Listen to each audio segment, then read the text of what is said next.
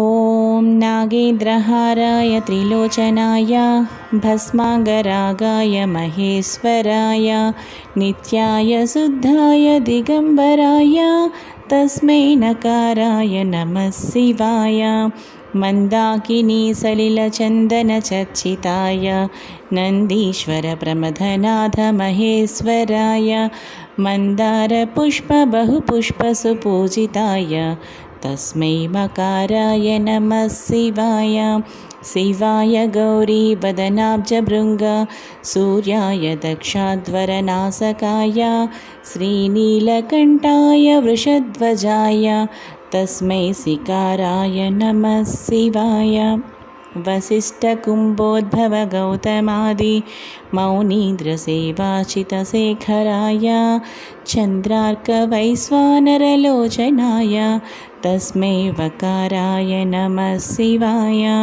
यक्षस्वरूपाय जटाधराय पिनाकहस्ताय सनातनाय दिव्याय देवाय दिगम्बराय तस्मै यकाराय नमः शिवाय पञ्चाक्षरमिदं पुण्यं यः पठेत् शिवसन्निधौ शिवलोकमवाप्नोति शिवेन सह मोदते।